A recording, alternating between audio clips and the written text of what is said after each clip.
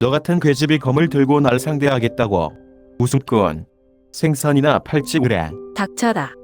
내 따위가 조선 땅을 더럽히는 걸 두고 볼 순 없어. 조선 여자들은 원래 이렇게나 되나. 내 놈 같은 건 한 칼에 베어버리는 게 낫겠군. 해볼 테면 해봐라. 내 목을 따서 시장 바닥에 던져주마. 좋아. 그 입 다물게 해주지. 내 손으로 내 목을 따겠다고. 내가 먼저 내 심장을 꿰뚫을 거다. 내 이름은 연아. 나는 생선을 팔며 살아간다. 하지만 밤이 되면 나는 검을 준다. 사람들은 모른다. 내가 왜 싸우는지, 내가 왜 강해져야 했는지. 그런데 적이었던 그 남자와 함께 조선을 지키게 될 줄은 나도 몰랐다. 그리고 그는 내 앞에서 쓰러졌다. 조선을 구한 생선 장수, 그녀의 비밀을 알고 싶다면 끝까지 보세요. 나는 연하. 경성의 작은 어촌 시장에서 생선을 팔며 살아가고 있다. 이곳 시장은 새벽부터 시끌벅적하다. 어부들이 갓 잡아온 생선을 나르느라 부산스럽고 장사꾼들은 좋은 자리를 차지하려고 아침부터 치열하게 경쟁한다. 시장 한복판에서는 사람들이 흥정하는 소리가 끊이지 않는다. 나는 매일 새벽, 하늘이 아직 어두컴컴할 때 일어나 바닷가로 간다. 바닷바람이 매섭게 불어도 익숙하다. 손을 호호 불어가며 젖은 그물을 정리하고 생선을 골라 바구니에 담는다. 그리고 시장으로 돌아와 내 자리를 정돈하고 장사를 시작하지. 내 자리 앞을 지나가는 사람들은 한 번씩 나를 쳐다본다. 연아야, 오늘도 예쁘네. 그 얼굴로 생선 장사를 하고 있으니 안타깝다. 사람들은 나를 시장꽃이라고 부른다. 얼굴이 곱다고들 하지만 나는 그런 말이 아무런 의미가 없다고 생각한다. 이곳에서 살아남으려면 얼굴보다 더 중요한 게 있다.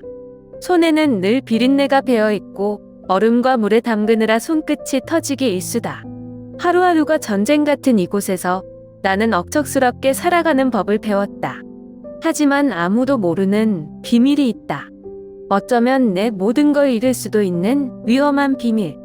나는 매일 밤 몰래 숲으로 간다. 하루 장사를 마치고 가게를 정리한 후 곧장 집으로 돌아간다. 늦은 밤이 되면 조용히 집을 빠져나와 마을 뒷산으로 향한다. 달빛 아래에서 나는 검을 휘두른다. 손에 쥔 칼이 바람을 가르며 날카로운 소리를 낸다. 주먹을 단련하고 몸을 단단하게 만든다. 사람들은 여자가 이런 걸 배우는 걸 용납하지 않는다. 하지만 나는 강해져야 했다. 어릴 적 어머니는 병으로 돌아가셨고 아버지는 술에 빠져 살다가 결국 집을 떠났다. 나는 남겨진 채 어린 나이에 생계를 책임져야 했다.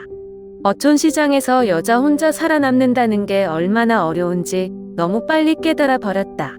장터에서는 손님을 상대하는 것뿐만 아니라 억울한 일을 당해도 입을 닫아야 했다.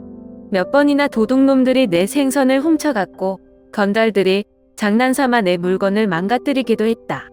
나는 그런 순간마다 아무 말도 할 수 없었다. 시장의 여자는 약하다는 게 당연한 일이었다. 하지만 나는 그렇게 살고 싶지 않았다. 우연히 시장에서 떠돌이 무사 한 명을 만났다. 그는 오래된 검을 들고 있었고 눈빛이 매서웠다. 내 눈빛이 날카롭구나. 손재주도 있어 보이는데 배우고 싶으면 밤에 찾아와라. 그렇게 해서 나는 몰래 무술을 배우기 시작했다. 몇 년이 흐르며 나는 점점 강해졌다. 이제는 내 몸을 지킬 자신이 있었다. 하지만 나는 여전히 이 사실을 누구에게도 말하지 않았다. 이것이 내 비밀이었다. 그러던 어느 날 시장에 이상한 놈이 나타났다. 갓을 눌러쓴 단정한 옷차림의 사내가 내 앞에 서더니 다짜고짜 결혼을 제안했다. 나와 혼이 나면 이 고생 안 해도 돼. 좋은 집에서 편히 살 수 있어. 그는 기름진 목소리로 회유하려 했지만 나는 속으로 비웃었다. 저런 놈이 과연 날 아내로 삼으려는 걸까? 아니면 그저 쉽게 가질 수 있는 여자로 보는 걸까? 생선이나 사시오. 그게 아니라면 가시오. 나는 냉정하게 말했다. 하지만 그의 눈빛이 변했다. 나를 거절한 여자는 없었는데 재미있군. 그는 의미심장한 미소를 짓고 떠났다. 그때부터 이상한 예감이 들었다. 그리고 그날 밤 숲에서 연습을 하던 중 이상한 낌새를 느꼈다. 누군가 날 보고 있었다. 나는 잽싸게 몸을 돌려 칼을 빼들었다. 하지만 나를 보고 있던 사람은 예상 밖의 인물이었다. 너 연습하는 거 다 봤다. 나를 항상 조용히 지켜보던 덕보였다. 내 심장이 미친 듯이 뛰었다. 덕보는 평소 말수가 적고 조용한 사람이었지만 오늘따라 그의 눈빛이 유난히 날카로웠다. 내가 이런 걸 할 줄 알았으면 시장 사람들은 깜짝 놀라겠지. 마을에서 나는 칼을 들고 뒷걸음질 쳤다. 덕보가 나를 협박하려는 걸까? 아니면 걱정 마라. 난 내 비밀을 말할 생각 없어. 덕보는 천천히 다가오더니 낮은 목소리로 말했다. 하지만 나도 하나 묻고 싶다. 너 도대체 왜 이런 걸 배우는 거지? 나는 그 순간 내 비밀이 단순한 숨겨야 하는 것이 아니라 누군가와 나눌 수도 있는 것이라는 생각이 처음 들었다. 하지만 과연 덕보를 믿어도 될까? 그를 믿어야 할까? 아니면 그가 위험한 사람인지 지켜봐야 할까?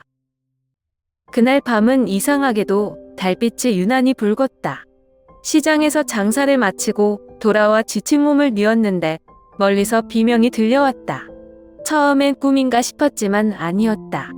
창문을 열어보니 마을 어귀에서 불길이 치솟고 있었다. 불이다. 불이야. 누군가의 외침과 함께 사람들은 우왕좌왕 달려나왔다. 나는 급히 겉옷을 걸치고 밖으로 뛰쳐나갔다. 그리고 그때 내 눈앞에 믿을 수 없는 광경이 펼쳐졌다. 검은 옷을 입은 사내들이 말을 타고 마을을 휩쓸고 있었다. 손에 칼을 쥐고 닥치는 대로 집을 불태우고 사람들을 위협하고 있었다. 산적이다. 누군가 외쳤다. 나는 숨을 삼키며 두리번거렸다. 어머니는 어디 계시지? 그 순간 저쪽에서 어머니의 비명이 들렸다. 나는 본능적으로 그쪽으로 뛰었다. 어머니는 땅바닥에 쓰러져 있었고 거친 소나기의 팔이 붙잡혀 있었다. 그 손의 주인은 다른 누구도 아닌 그 무리의 우두머리로 보이는 자였다. 긴 칼을 허리에 찬 일본식 갑옷을 걸친 사내. 이놈이 대장인가? 나는 이를 악물었다. 그가 어머니를 내려다보며 비웃고 있었다. 오, 내가 이 마을의 여인들 중 가장 곱다던 그 안악이냐? 내가 달려들려 하자 그는 눈길을 나에게로 돌렸다. 그리고 내 모습을 보더니 흥미로운 듯 웃었다. 이런, 이 마을에 이렇게 눈에 띄는 계집애가 있었나? 어때? 내 것이 되겠느냐? 나는 그의 말을 듣자마자 피가 거꾸로 솟구쳤다. 내 미친 소리를 들을 시간 없다. 어머니를 넣어라. 그는 천천히 내게 다가오며 말했다. 너만 내 것이 된다면 네 늙은 여자는 살려주지. 나는 차갑게 웃었다. 차라리 죽는 게 낫겠다. 나는 망설이지 않았다. 손에 쥐고 있던 작은 단검을 치켜들고 그대로 달려들었다. 칼을 휘두르는 것은 순식간이었다. 놈은 내가 이렇게까지 할 줄 몰랐는지 반응이 늦었다. 내 칼날이 그의 팔을 그었다. 붉은 피가 밤 공기에 튀었다. 산적들이 일제히 웅성거렸다. 이 계집애가 놈이 이를 악물고 나를 노려봤다. 그리고 그때 누군가가 내 이름을 불렀다. 연아야. 뒤를 돌아보니 덕보가 나를 보고 있었다. 그의 눈에는 충격과 당혹감이 가득했다. 내가 무술을 할 줄 안다는 사실을 아마 지금에서야 완전히 깨달은 듯했다. 산적들이 칼을 빼들며 나를 둘러싸려 했다. 하지만 나는 도망칠 생각이 없었다. 비켜라, 연아. 덕보가 뛰어들었다. 그는 나를 뒤로 밀어내며 놈들과 맞섰다. 덕보, 빠져. 아니, 내가 왜 이런 걸 할 줄 아는지는 모르겠지만 지금은 같이 싸워야 해. 우리는 등을 맞대고 섰다. 너 진짜 숨겨둔 게 많구나. 나중에 말할게. 지금은. 알았어. 그럼 날 믿어. 나는 깊이 숨을 들이마셨다. 그리고 덕보와 함께 싸우기로 했다. 그날 밤 마을은 아수라장이었다. 불길은 꺼질 기미가 없었고 사람들의 비명소리가 사방에서 들려왔다. 덕보와 나는 등을 맞대고 싸웠다. 나는 최대한 집중하려 했지만 한순간도 방심할 수 없는 상황이었다. 그런데 그때 갑자기 마을 입구 쪽에서 낯선 자가 걸어왔다. 그는 다른 놈들과는 달랐다. 우선 걸음걸이부터가 느긋했다. 자신감이 넘치는 태도, 손에 쥔 칼에서 풍기는 위압감, 그리고 날카로운 눈빛. 이 남자는 다른 놈들과 차원이 달랐다. 이 자가 나는 숨을 삼키며 그를 지켜봤다. 그는 내 앞에서 멈춰 서더니 차갑게 말했다. 내 놈이 이 난장판에서 가장 눈에 띄는군. 일본어 억양이 섞인 조선말이었다. 누구냐? 나는 대답하지 않았다. 그가 누구인지 대충 짐작이 갔다. 이름도 익숙했다. 타케다 신겐. 이름을 입 밖에 내뱉는 순간 그는 미소를 지으며 고개를 끄덕였다. 오, 내 이름을 아는군. 흥미롭군. 타케다 신겐. 이름을 들어본 적이 있다. 일본에서 온 무사. 싸움을 즐기는 인간. 이긴 상대의 목을 베어간다는 소문도 있었다. 그가 한 걸음 다가왔다. 내가 마을을 지키는 자인가? 아니, 그럼 뭐지? 생선 장수인가? 나는 대답하지 않고 단검을 꽉 쥐었다. 그러자 그가 작게 웃더니 칼을 뽑았다. 좋아. 너와 겨뤄보지. 그는 한순간에 움직였다. 너무 빨랐다. 내 눈앞에서 사라진 듯했다. 본능적으로 몸을 피했지만 늦었다. 칼날이 내 옷깃을 스쳤다. 크억. 겨우 균형을 잡고 자세를 바로 했다. 생각보다 빠르군. 타케다가 비웃었다. 나는 그 틈을 놓치지 않았다. 있는 힘껏 단검을 쥐고 그에게 달려들었다. 하지만 너무 느려. 그가 내 손목을 잡았다. 그리고 내 단검은 땅에 떨어졌다. 이게 끝인가? 타케다는 내 팔을 비틀어 제압했다. 숨이 막혔다. 날 실망시키지 마라. 좀 더 발버둥 쳐보지? 나는 이를 악물었다. 이대로 질 수 없어. 나는 그날 밤 생전 처음으로 절망을 느꼈다. 타케다 신겐에게 패배한 순간 내 몸은 움직이지 않았다. 단검은 손에서 떨어졌고 팔은 그의 소나기에 단단히 잡혀 있었다. 그때 덕보가 뛰어들어 나를 구해줬지만 문제는 그게 아니었다. 나는 너무 약했다. 그걸 뼈저리게 깨달았다. 그날 이후로 나는 모든 걸 내려놓고 고민했다. 그리고 결론을 내렸다. 더 강해져야 한다. 아니, 반드시 강해져야 한다. 그런데 문제는 어떻게? 나는 아버지를 찾아가기로 했다. 아버지는 한때 유명한 검객이었다. 하지만 어느 순간 모든 걸 버리고 깊은 산속에서 음거하며 살고 있었다. 어머니가 돌아가신 후 그는 세상과 단절했고 나도 그를 거의 보지 못했다. 나는 곧장 산으로 향했다. 아버지가 사는 초가집 앞에서 무릎을 꿇었다. 밤이 깊도록 그대로 있었다. 한참 후 문이 열렸다. 이 늦은 밤에 웬일이냐? 아버지였다. 여전히 굳은 표정. 변한 게 없었다. 나는 고개를 들고 말했다. 저를 가르쳐 주세요. 아버지는 나를 한참 내려다보더니 조용히 한숨을 쉬었다. 무엇을 배우려 하느냐? 강해지는 법을. 강해져서 무엇을 하겠다는 거냐? 나는 눈을 질끈 감았다가 다시 떴다. 그리고 단호하게 말했다. 지키고 싶은 것이 있습니다. 아버지는 내 말을 듣고도 아무런 반응을 보이지 않았다. 다만 한참 동안 나를 바라보다가 조용히 집으로 돌아갔다. 나는 계속 무릎을 꿇은 채 기다렸다. 새벽이 되자 문이 다시 열렸다. 들어와라. 나는 곧장 안으로 들어갔다. 아버지는 말없이 검을 하나 내 앞에 내려놓았다. 이걸 들어라. 나는 조심스럽게 검을 들었다. 손에 묵직한 감촉이 느껴졌다. 이제부터 후회하지 마라. 내가 원하는 길로 가는 것은 좋지만 그것이 얼마나 고된 길인지도 알아야 한다. 그렇게 나의 수련이 시작되었다. 아버지는 날 가만두지 않았다. 한 번 더 해라. 검을 그렇게 휘두르면 죽는다. 발이 느리다. 다시. 하루에도 몇 번씩 쓰러졌다. 손에는 물집이 잡히고 물집이 터지고 피가 나도 멈추지 않았다. 칼을 쥘 힘조차 남아있지 않은 날도 있었다. 하지만 나는 포기하지 않았다. 힘들면 그만둬라. 아니요, 계속하겠습니다.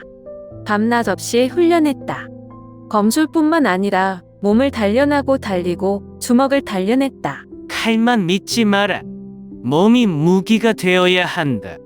내가 칼을 놓아도 내가 맨손으로도 싸울 수 있어야 한다. 아버지의 말이 머릿속에 각인되었다.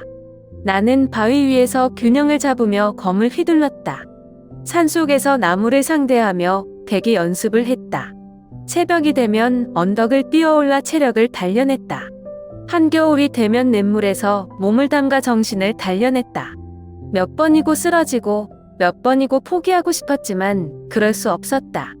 타케다 신겐의 눈빛이 떠올랐다. 어머니가 두려움에 떨던 모습이 떠올랐다. 마을 사람들이 무너지는 모습이 떠올랐다. 나는 약해서는 안 된다. 그 생각만으로 버텼다. 눈 깜짝할 새에 1년이 지났다. 나는 이제 전과 다른 사람이 되어 있었다. 손에는 단단한 굳은 살이 박혔고 몸은 강해졌다. 하지만 무엇보다도 달라진 것은 마음이었다. 아버지는 마지막으로 나를 보며 말했다. 이제 내 길을 가거라. 나는 고개를 숙였다. 그리고 마을로 돌아왔다. 이제 나는 다시 한번 싸울 준비가 되어 있었다. 나는 1년 만에 다시 마을로 돌아왔다. 시장으로 가는 길목에서 익숙한 냄새가 코를 찔렀다. 갓 잡은 생선의 비릿한 향, 장사꾼들의 외침 소리, 바쁘게 오가는 사람들. 모든 것이 그대로였다. 하지만 나만 달라져 있었다. 연하다. 돌아온 나를 보고 덕보가 가장 먼저 달려왔다. 내가 정말 돌아온 거야? 그래, 돌아왔어. 1년 동안 어디 있었던 거야? 갑자기 사라지더니. 그럴 시간이 없어.